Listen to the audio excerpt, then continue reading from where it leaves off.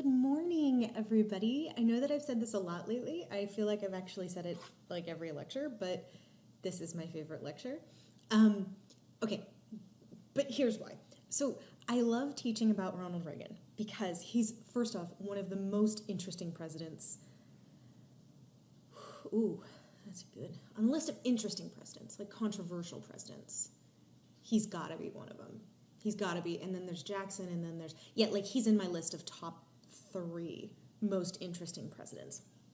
And vying for the top, along there with FDR and a couple others. But anyway, also, when I teach about Reagan, I can see half of the room just like seething at me. And it's not that I like it when my students seethe at me. It's more that I like it that I'm actually hitting a button. And that's because Ronald Reagan is not just a historical figure. He is the figurehead of the Republican Party, the modern Republican Party. He's the guy that everybody calls to as like the centerpiece of what conservatism means. And so it feels like when I talk about Ronald Reagan that I am criticizing the conservative party. It doesn't matter in this what my political views are. I have made my lecture on Ronald Reagan as objective as I possibly can. In order to do that, I've relied on a lot of external sources, and unlike my other lectures, I have those external resources for you at the end of this lecture. So trust me when I say that Reaganomics is a hot-button issue. Ronald Reagan is a hot-button president. It's really hard to talk about him at all without pissing everybody off. But it's essential that you know who he is and what he did, not just his domestic policy, but his foreign policy as well. So with that caveat, today we are going to get into the question on Reaganomics. Oh, it also probably doesn't help that I assigned a super controversial reading to you. So we will also talk about Ibram Kendi. Ibram Kendi is the coolest human being ever, and one time I met him at a conference and just kind of like totally fangirled over him, and it was a disaster, and I was like, hi, and he was like, hi, and I was like, I was gonna go to your thing, and he's like, okay, and I was like, but I can't because I'm doing my thing. And he's like, oh, why are you telling me? It's like, I don't know. I teach you stuff. It was really bad. It was really bad. So yeah, that embarrassing fact is to make him seem more human. And with that, oh, and also it's worth showing you my co-pilot this morning, Murphy. Hi, Murphy. Screw off, Mom. I'm sleeping in the Papa-Sun chair. Yeah. The whole reason we have a Papa-Sun chair in this household is for dogs, not humans, obviously. With that, I think we are good to go into Ronald Reagan. Cool. We all on the same page? I'm a terrible fangirl. Murphy is adorable.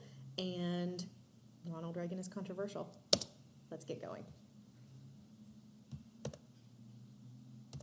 Okay. Things that I want you to be thinking about over the course of this lecture. We talked about Reagan's election. Oh my gosh, I'm going to sneeze. Hold on.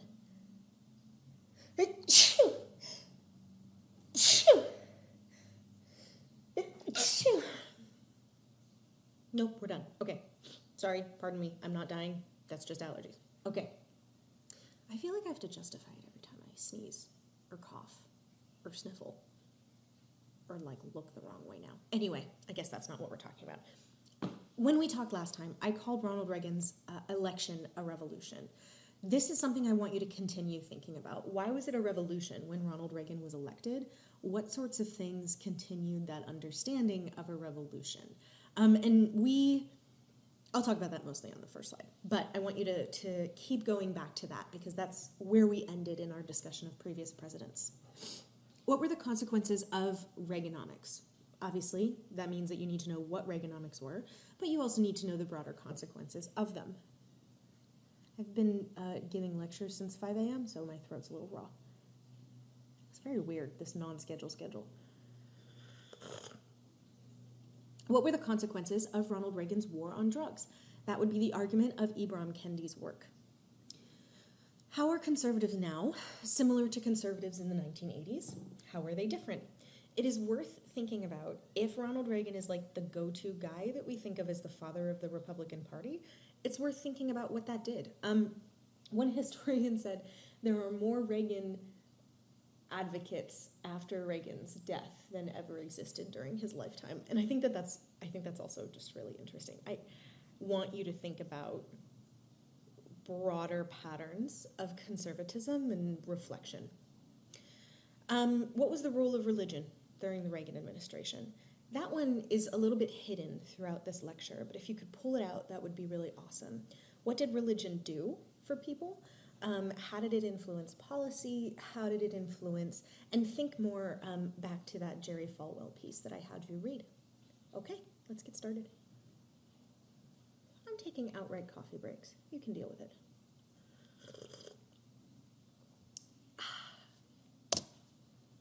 Okay, first thing first, Reaganomics. Reaganomics, obviously this is a play on economics, but using Ronald Reagan's name, it was his economic policy. Reaganomics is basically what the president is most known for. It's his domestic fiscal policy, and his domestic fiscal policy is not separate from other domestic policies. This is basically what he thought that the future of the nation would be and how he wanted to run it. What's important about Reagan, what's remarkable, is that this revolution was his election, this birth of the Republican Party, was the marriage of two things. It was the marriage of religion and libertarianism. And this is the no involvement of the government, but strong emphasis on faith and moral values. These two things are married in the Reagan Revolution. And this was an economic policy that was based on those two things. A fundamental belief that people should be held accountable to morality and that they were moral, and a fundamental belief that the government should not influence the economy. Those two things make up Reaganomics, and Reaganomics is important because it currently forms what we understand as fiscal conservative policy. So what do we do with money in a conservative world? This is that. This is the template for that. And that's why Reagan is so important and so controversial as a figure. Okay, so with all that being said, let's talk about what Reaganomics actually are. Reaganomics has also been called trickle-down economics, and it's been called small government economics. Basically, there's a couple central tenets of that. I'm going to talk about a few, but I'm also going to talk about specifically what Reagan did in them. The primary thing that Reaganomics promises, that trickle-down economics promises, is that taxes will be cut. In an understanding of government role and responsibility, a conservative fiscal position says we should not tax people too much because people should have freedom from excessive taxation. And excessive taxation is creating big government. So in other words, we don't want the government to have this much money because that much money is power over the American people. So we want to cut taxes and cut the wealth of the federal government. And with a wealthy federal government, a less wealthy federal government is okay because we don't need to do all of the things that a government is doing. Minimize welfare, then, is the second part of trickle-down economics. It's this belief that the government should not be responsible for a minimum income for people, that social programs make people lazy. It stagnates the growth of the nation because of that laziness. And consequently, the thing that will actually push the nation is by encouraging not laziness, is by encouraging competition. So conservative fiscal policy also believes in deregulation. That is, deregulating businesses to encourage competition. Reagan did all three of these things. And if you think of the golden triad of Reaganomics, this is what I want you to think of. Cutting taxes, minimizing welfare, and deregulating businesses. These were supposed to interact in tandem to produce an economy where the federal government did not have a ton of power, but where the country was economically sustainable. And that's because in the years prior to Reagan's election, the U.S. had actually been seeing a pretty severe economic slump. And this is not anything more than the post-war economy actually returning to normal rather than a post-war boom. But Reagan claimed that this would put the United States at the center of international trade again. So a critical part of this is also international affairs, because in wanting to strengthen American businesses, he's saying, you know, it's not okay that we are not the center of the capitalist world. And if we encourage businesses, we will be the center of the capitalist world again. And Reagan did this. He cut taxes. Those taxes, as were planned, were mostly for the wealthy, so that they could invest in businesses. so that they could deregulate the market so that those businesses would do well. And that was the goal of Reaganomics. In short, it worked in a lot of ways. This is because businesses and wealthy people who were able to then start businesses were able to get rid of a lot of regulations that had been holding them back from profit. So they didn't have to worry about fair labor standards as much, and they didn't have to worry about integrating the workplace, and they didn't have to worry about environmental standards. And so many of them stopped hiring Americans and went abroad and hired people in other countries. And that, in turn, meant that the United States, the businesses just grew. Businesses grew huge. The Dow Jones Industrial Average over the course of Reagan's presidency grew 14-fold. That's amazing. There's a couple of other consequences too. The rate of inflation decreased from 13.5 to 3.5. So the international strength of the dollar is significantly more powerful after Reagan's presidency. And real median income for American families grew by about $4,000, even though it had stagnated in the previous years. So all of these things are good, right? Economy is doing relatively well. Actually, there are some markers of it that are doing extraordinarily well, especially the Dow Jones Industrial Average, which is a marker of the nation's businesses. But the point is that not everybody experienced these benefits equally. Basically, during the Reagan years, because of the combination of tax cuts to the wealthy and the effort to strengthen businesses, wealthy people and big businesses did very well. But small businesses were cut out of competition by those larger businesses.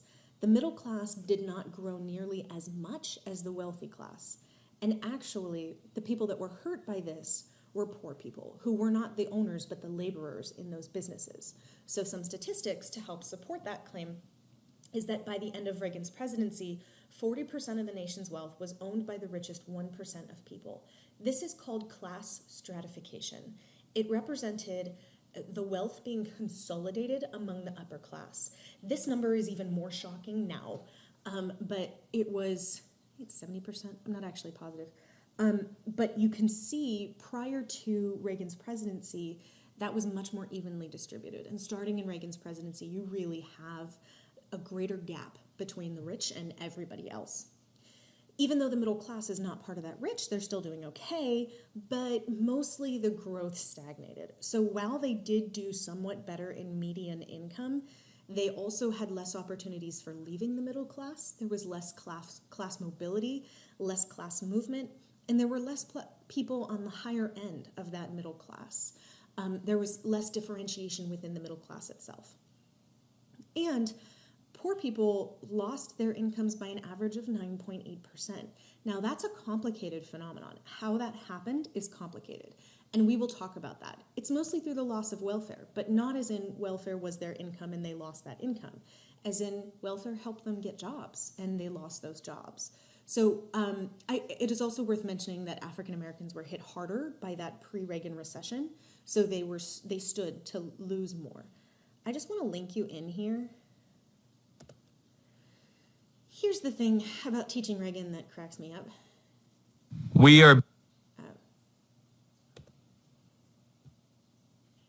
The thing that cracks me up about teaching Reagan is that people don't believe me because they think that my political leanings don't allow me to teach him. But they think that Crash Course History is extremely neutral. So I've linked you into the Crash Course History, which says many of the same things that I am saying today. But if you feel like that's a more authoritative source, I think you should ask yourself why. But nevertheless, there it is for you.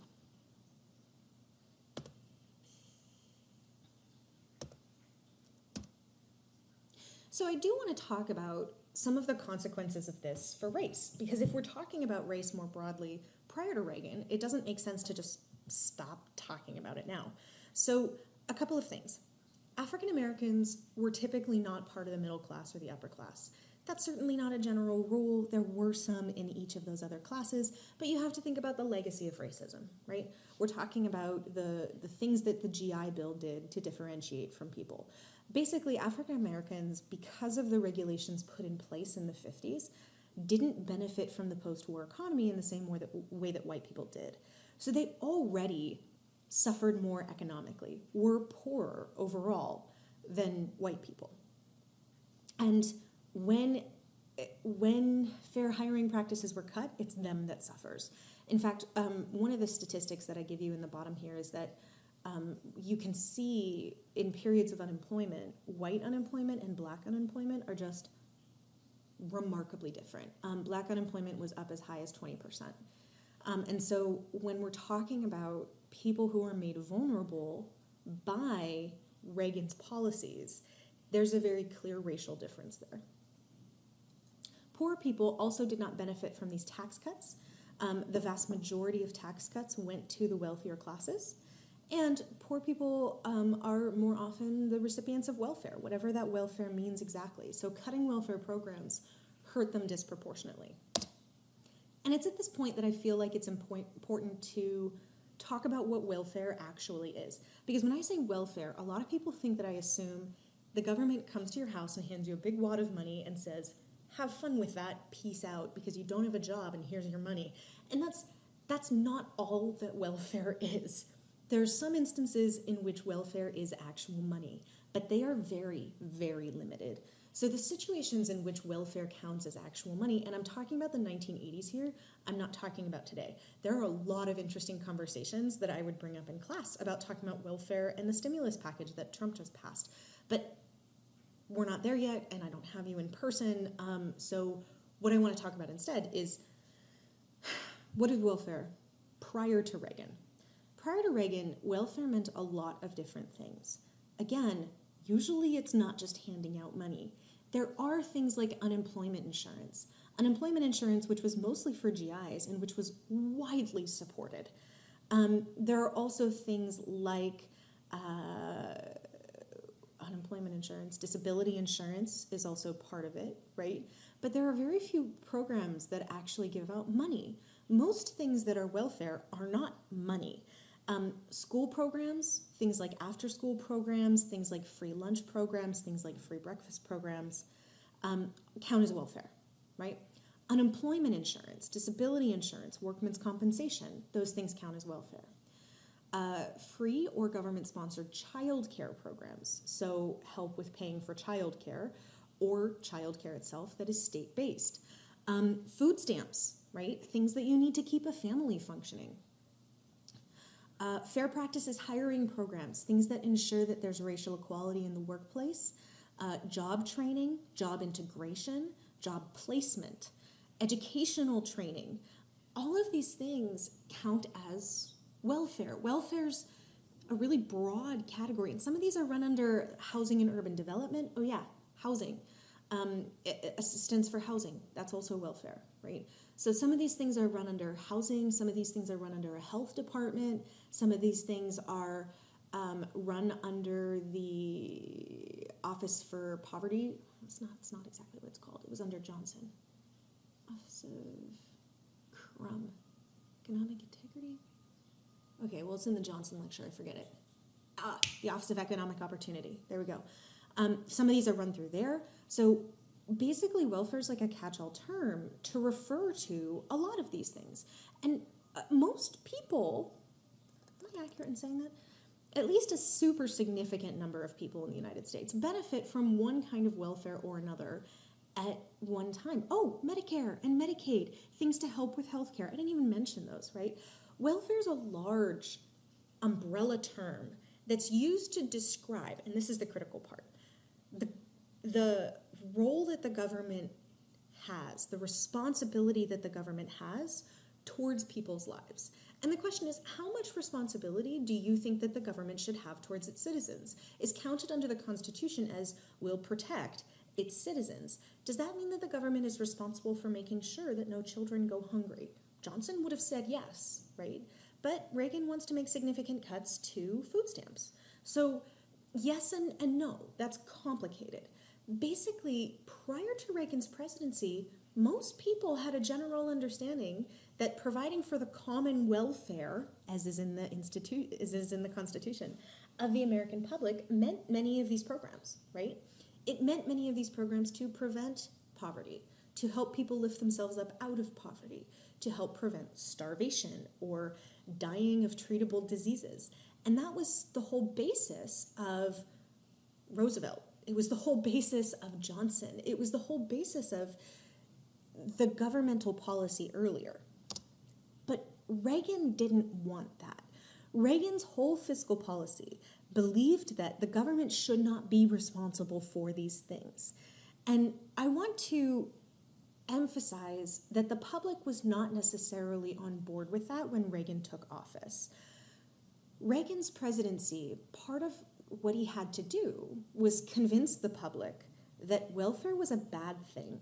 And it's pretty hard to convince the public that welfare is a bad thing. There's a growing welfare rights organization that believes in basic minimum income and free health care as rights that American people should have. That's growing in the 1980s. We have it again today, but I'm not talking about that. I'm saying that it's growing in the 1980s.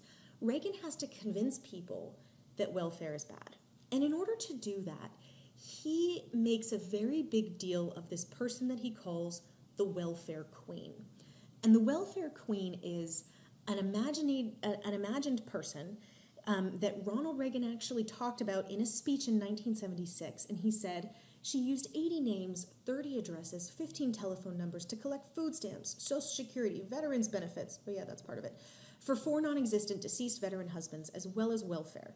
Her tax-free cash income alone has been running $150,000 a year. In other words, he made up a person that could do this, that would abuse the system of welfare in such a way, and he called it the welfare queen. It was made more complicated by the fact that the welfare queen was a real person named Linda Taylor, who did take advantage of the system. I've got some things to show you. So I don't know if YouTube will block me for showing you this, but I want to show you this PBS story.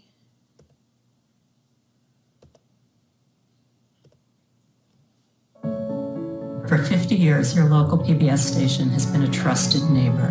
Now, as America faces a new challenge, we are all in this together. And PBS remains a critical source of timely and trusted information, a vital part of our nation's emergency response system, and a safe space for young children to learn and to grow. Go to pbs.org to get the latest information on resources for you and your family. Thank you. The stereotype of the so-called welfare queen has been used to demonize those on public assistance for decades.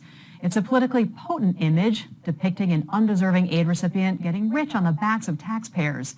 Politicians, including former President Ronald Reagan, have been accused of exploiting this image as a kind of racist dog whistle. Meanwhile, the original welfare queen that Reagan used as a basis for his caricature was based on a real person. The new book, The Queen, tells the story of a woman who went by many names, was accused of many crimes, and whose image as a Cadillac-driving welfare recipient has lived on. Hari Srinivasan recently spoke with the book's author, Josh Levine, about the real-life woman behind the moniker. Her name was Linda Taylor, and she was identified by the Chicago Tribune in 1974 as a person who had committed welfare fraud while driving fancy cars, including a Cadillac, and very quickly after that, she was given the nickname the Welfare Queen, and it was a nickname and a stereotype that really very quickly blew up. You know, it was a Chicago paper that gave her that nickname, but it's really Ronald Reagan on the campaign trail that makes that phrase such a household idea. How did it get from the Chicago paper into his speeches? Reagan was looking for kind of outrageous stories about welfare, and this idea that there were welfare cheats out there was something that created outrage. In Chicago, they found a woman who holds the record. She used 80 names, 30 addresses, 15 telephone numbers to collect food stamps, Social Security, veterans benefits for 4 non-existent deceased veterans' husbands, as well as welfare. Her tax-free cash income alone has been running $150,000 a year. And he didn't say the phrase welfare queen in his speeches, but there was such baggage attached to welfare at that point that I think the electorate really understood what he was saying and really knew what he was talking about. Welfare has been an effective talking point for a whole generation of politicians.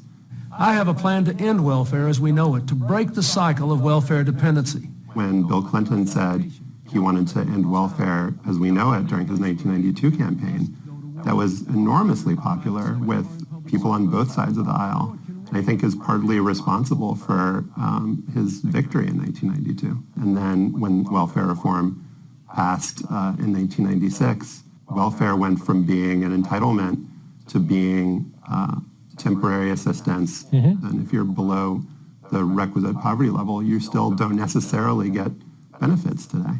Tell us a little bit more about her. I mean, she was kind of a racial chameleon almost. In the 70s, she was coded as being black. People perceived welfare recipients at that point as being black, but some of the first stories about her noted that she could change her identity by changing a wig, that she could be black or white or Latina or Filipina.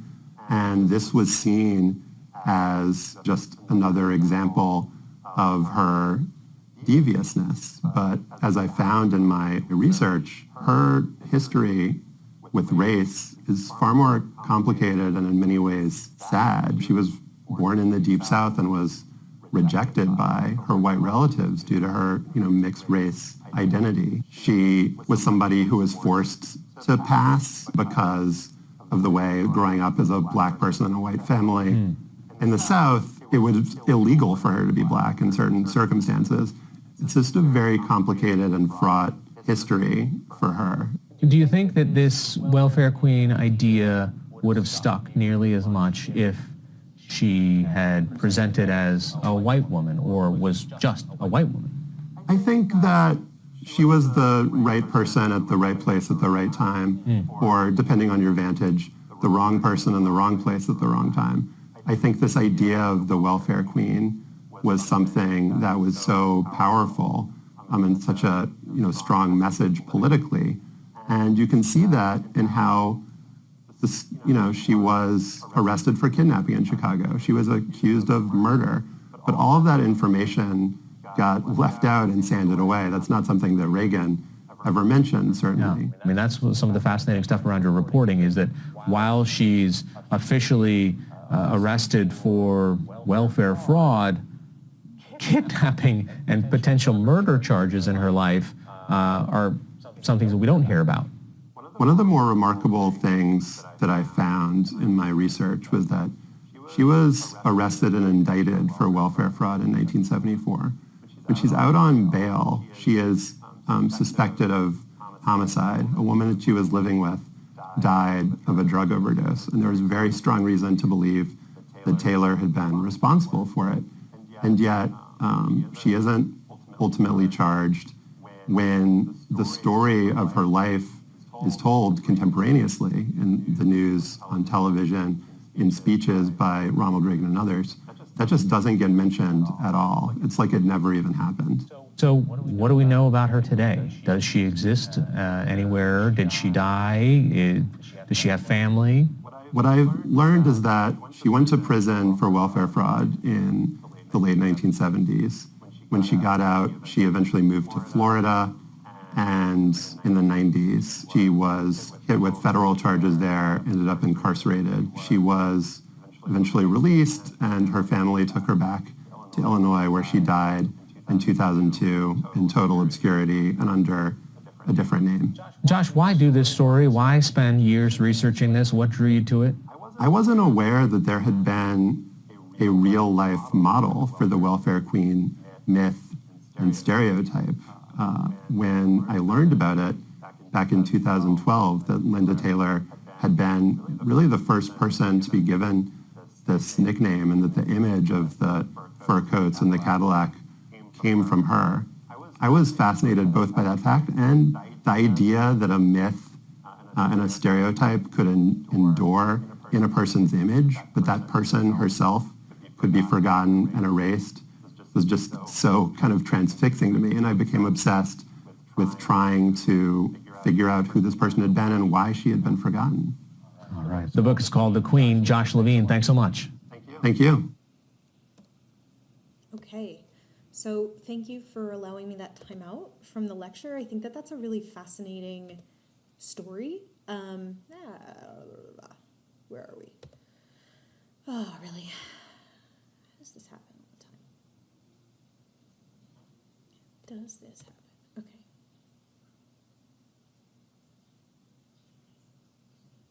Sorry, everybody.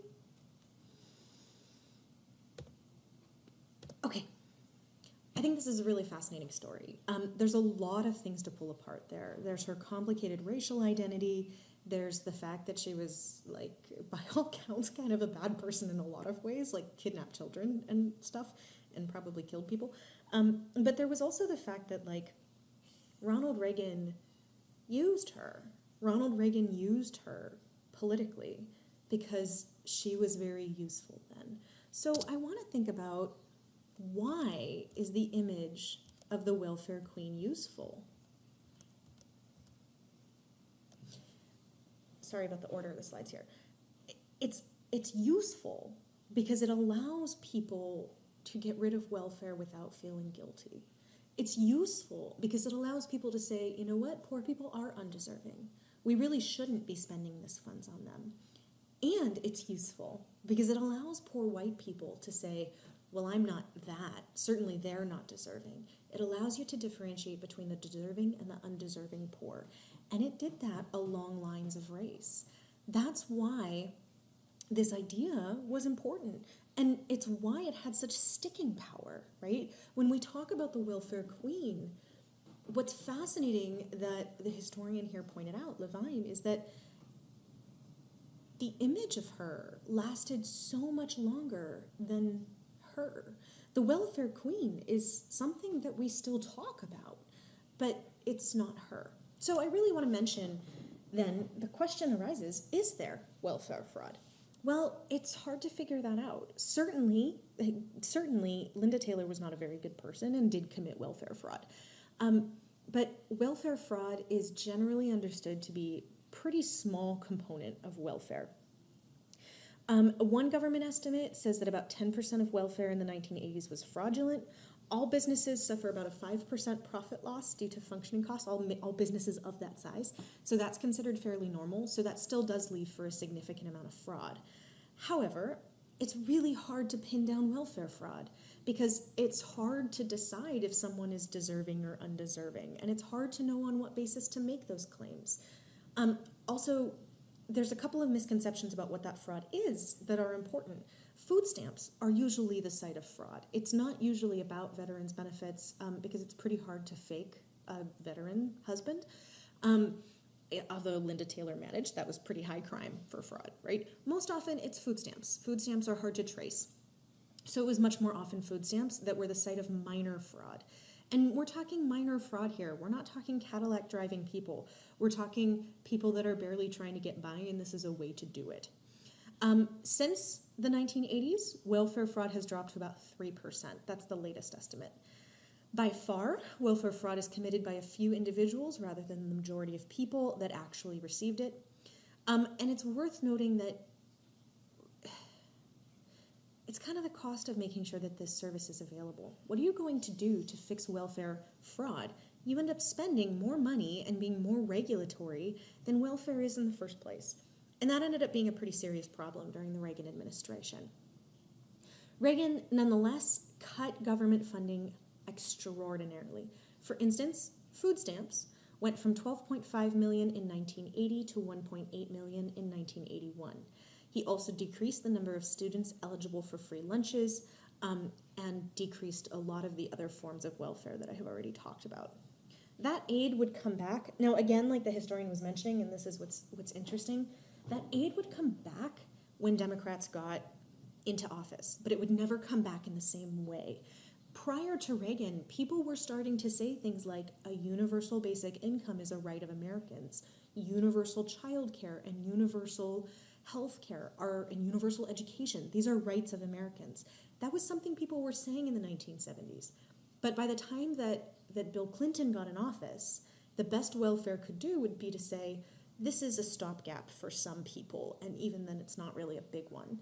So welfare conceptually just changed with Reagan. Arguably, we're starting to see more of that universal healthcare, universal education, even universal basic income argument. And Corona's changing the way that we talk about that, which is really fascinating.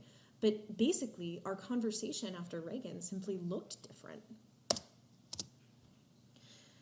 Here's the thing about welfare, though. Reagan explained the tax cuts by saying if we don't pay for welfare, if we don't pay for welfare, we're going to spend a lot less money, and that's going to be good. But the cuts in welfare did not actually pay for the cuts in taxes that Reagan enacted, because it's this idea that the economy will get better, but it will take a long time because you have to wait for the rich people to get rich and then to spend that money to stimulate the economy. But they weren't spending that money to stimulate the economy. They spent that money instead on luxury consumable items, things like yachts and alcohol and houses and big ticket items and parties, big ticket items that were not useful for a majority of people and that didn't do much to spur on the economy. So that didn't actually work. And one of the consequences of that was that the national deficit actually went up during Reagan's presidency because people didn't like paying taxes. Reagan was like, yay, you don't have to pay taxes. But the nation still had a lot of expenses. And in fact, Ronald Reagan really amped up international spending, international warfare spending in particular. So the deficit significantly went up with Ronald Reagan. You can see that we get more into debt with George Bush and very into debt with George Bush Jr. That's because of 9/11. Okay, but there are other consequences to deregulation, and this is where we would take a break and we would dance. So, pretend like you're in class and pretend like I'm making you do annoying things when I play this ad for you, which is historical, but not really having much to do with history. And go. You're a whole generation. You're loving what they do. I put a Pepsi in the motion, and that's choice is up to you. Hey, you're the best generation. 'Cause I'm down and take the thrill of the day and feel the Pepsi way. You're a whole generation. Okay, that was fun.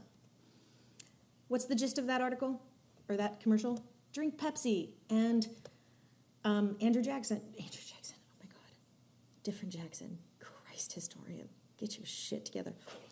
Michael Jackson will show up and will be cool. Why do I play that? I play that because I want to emphasize some of the other consequences of deregulation.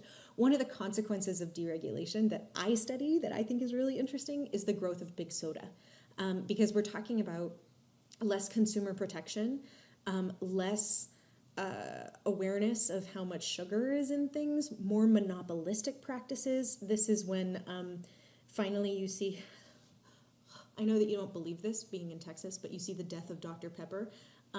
Not completely, it would be the only one that actually survived, but mostly Pepsi and Coke take over the soda industry. So you see the rise of monopolies. Dr. Pepper having been, as I understand, invented in Waller? Okay, someone's going to get real pissed at me about that. Waco. Whatever. So one of you's going to get real pissed at me about it. I'm a Dr. Pepper fan. It's okay. I'm on the bandwagon. I'm your ally. I just don't remember where it was made. Anyway, most of the soda profession is taken over by Pepsi and Coke. In the rest of the nation, not Texas, you realize that like on college campuses and at businesses, they either have Pepsi or Coke. Nobody has Dr. Pepper. That's like not a thing. Okay, anyway, the deregulation of businesses meant more monopolies. More monopolies meant getting rid of small businesses. Small businesses couldn't really compete anymore. But there were other consequences to that as well. Environmental deregulations. Ronald Reagan did not like the Environmental Protection Agency. He basically tried to get rid of almost everything that the Environmental Protection Agency did, which means that, okay, that was snarky of me. I did not need to say Dakota Pipeline, anyone. I didn't mean to say that. That was snarky. Ignore that. because he argued that these regulations were bad for business and that stopping business was exactly contrary to what he was trying to do with with Reaganomics, right? And I'm going to talk more about this in our lecture on environmentalism, so just sort of hold off on that until we get to that argument, which I think is coming at the end of the week, actually. Yeah, cool. Okay. Less regulation among businesses also meant that consumers had less protection. Cigarettes, unsafe toys, unsanitary things. Basically, consumers are the ones that are protected. So anytime, someone said this to me once, and I think that it's really enlightening. Anytime that you say regulation, you could also say protection. A regulation is cigarettes should be very clear about what's in them. A protection is consumers need to know what's in cigarettes, right? There are two sides to this coin. So while Ronald Reagan said deregulation, it was also de-protection in a lot of ways. Consumers were very, very, very vulnerable in the years of Reagan. Interesting things also happened to the meat industry and the cheese industry, but I'm not going to talk about the meat and dairy associations because I have my shit together and I am organized and we are just going to go through Reagan like a responsible class. Apparently I am going to talk about this. Shit. Sorry. I can't help myself, okay? I just can't. One of the things that's interesting is that the food pyramid was created during Ronald Reagan's presidency. And the food pyramid has since been disproven in a lot of ways, but the meat and dairy industry had huge parts of that lobby, as well as obviously the grain industry. So this is here. You can ask me about it later, and you can tell me that I'm an annoying food historian, and like I'll totally forgive you, but there you go. One of the consequences, too, of deregulation, the deregulation of businesses, meant that there just wasn't enough protection for workers anymore. Worker protections were one of the things that the government did in order to ensure collaboration between workers and industry during World War II. By the time of Reagan, he's saying that's too much governmental intervention. We need to not worry about that. And the PATCO strike was a really important part of that. Laborers claim that Reagan was union busting by supporting businesses, and they were largely right. And the PATCO strike was another one that suffered for that. I've got details on that below that you should check out. Okay, then the other part was the war on drugs. The war on drugs is fascinating, and we're going to spend a little bit more time on that. So this is Ronald Reagan's domestic policy that was framed as it wasn't the same thing as his fiscal policy. So we're moving on from Reaganomics here. And we're talking about how Reagan wanted to address social issues, right? So if you're not going to address them through welfare, if you're not going to address them through these governmental programs, you're going to have to find a different way. And basically what Reagan said is the reason that people are in poverty, the thing that's really dragging down the United States, the thing that is leading to moral corruption and decay, are drugs. And we're going to get serious on drugs. We're going to start a war on drugs. That war on drugs was controversial. So before we get too far into it, I want to play for you. I'm going to start with Nancy Reagan, actually. So Nancy Reagan was a critical part of the war on drugs, and I want to play for you a little speech. But it does concern. Many of you may be thinking, well, drugs don't concern me, but it does concern you. It concerns us all because of the way it tears at our lives, and because it's aimed at destroying the brightness and life of the sons and daughters of the United States. For 5 years, I've been traveling across the country, learning and listening, and one of the most hopeful signs I've seen is the building of an essential new awareness of how terrible and threatening drug abuse is to our society. This was one of the main purposes when I started, so of course it makes me happy that that's been accomplished. But each time I meet with someone new or receive another letter from a troubled person on drugs, I yearn to find a way to help share the message that cries out from them. As a parent, I'm especially concerned about what drugs are doing to young mothers and their newborn children. Listen to this news account from a hospital in Florida of a child born to a mother with a cocaine habit. Nearby, a baby named Paul lies motionless in an incubator, feeding tubes riddling his tiny body. He needs a respirator to breathe and a daily spinal tap to relieve fluid buildup on his brain. Only 1 month old, he's already suffered 2 strokes.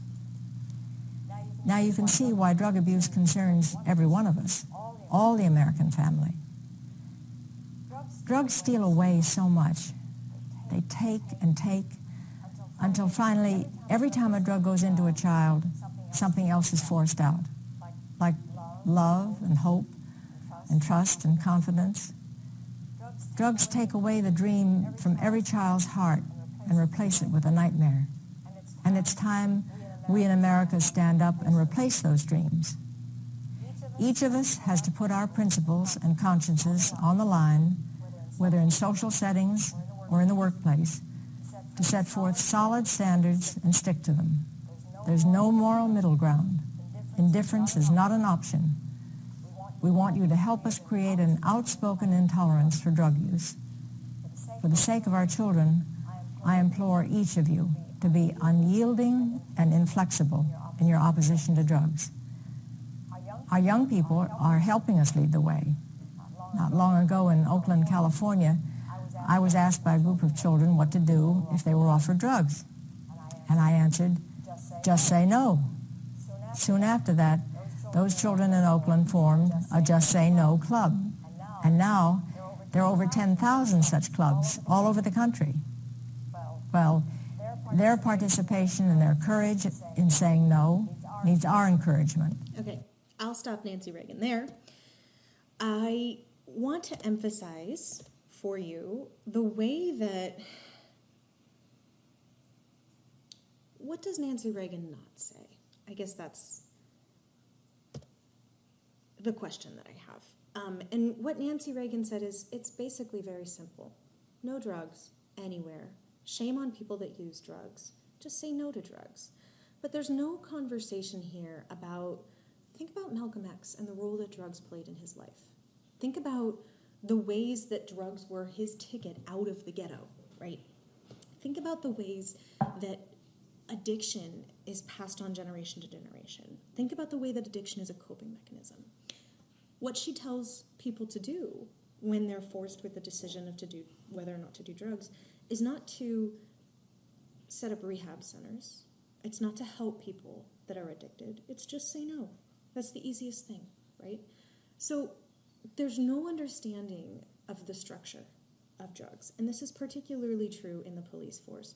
Police Chief Daryl Gates, who's the founder of DARE, was famous for saying casual drug users should be taken out and shot. In other words, this enforcement of anti-drug belief actually led to a really, really serious increase in violence in communities and a lack of understanding about what causes addiction, which of course gets worse when Reagan gets rid of many of the tools of getting out of poverty. It leaves drugs as one of the only ways.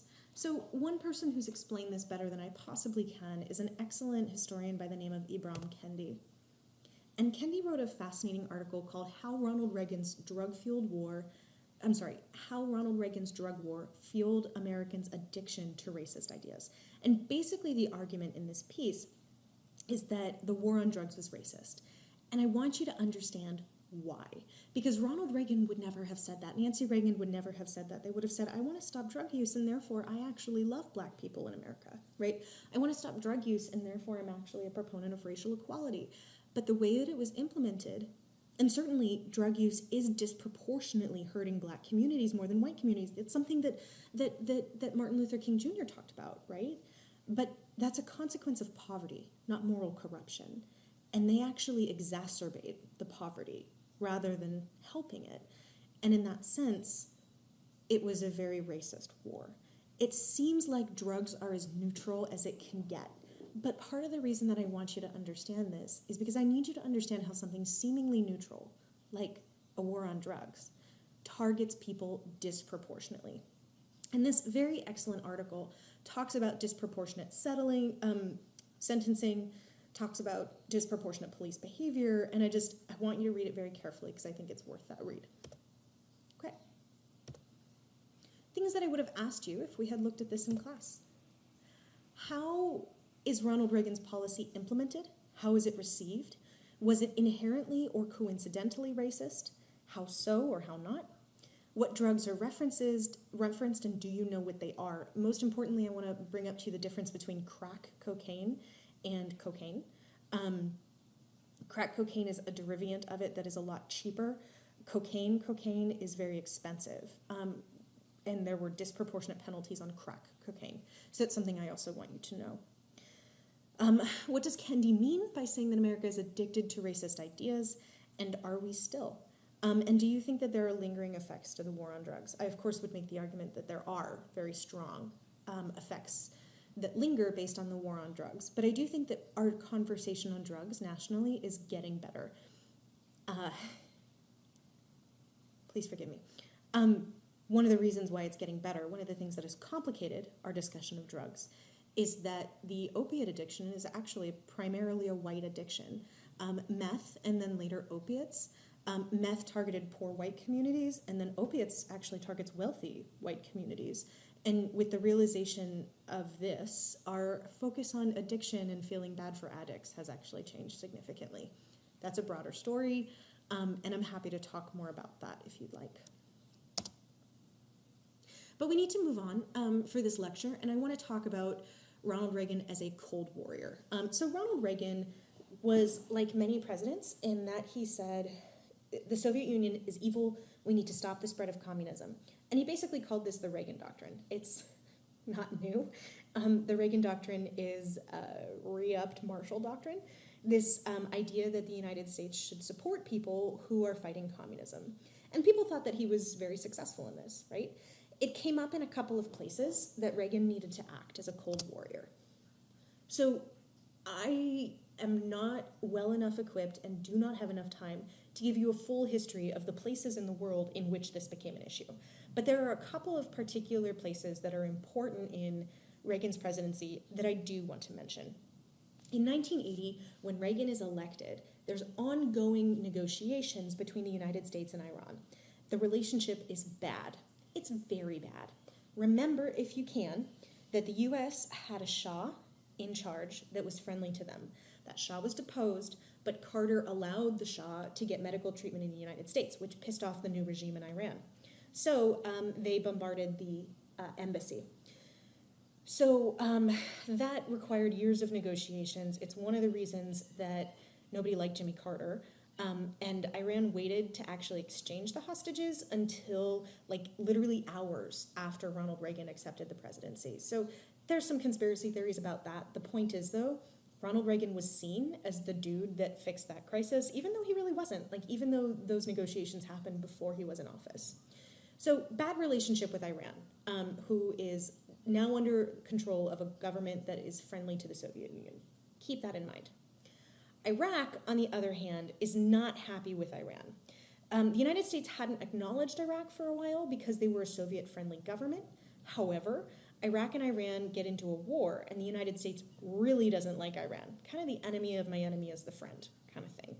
And so the United States supports Iraq in the Iran-Iraq war. The extent to which the United States supports Iraq is a matter of debate. However, they definitely did, and outright so. Nicaragua is also a place, and the reason it feels like we're jumping all over the globe, and I get that, but this that we're talking about in the Middle East will be influenced by the story of Nicaragua, okay? So just hold on to that framework of what's going on in the Middle East. Oh my gosh, it's getting late. Hold on to the framework of what's happening in the Middle East while I talk real quick about Nicaragua. So, in 1970, I'm sorry, I know it feels like we're jumping. Things are gonna come together. In 1979 in Nicaragua, there was a communist revolution. Nicaragua had a government friendly to the United States, but that dude was ousted by the revolution. And the revolution was led by people known as the Sandinistas. There were people, so the Sandinistas are in control after 1979. There are some Cubans that are fighting against the Contras, right? So there are some people that are fighting against the against the Sandinistas, and these are known as the Contras. Sandinistas, U.S. not friendly. Contras, U.S. friendly.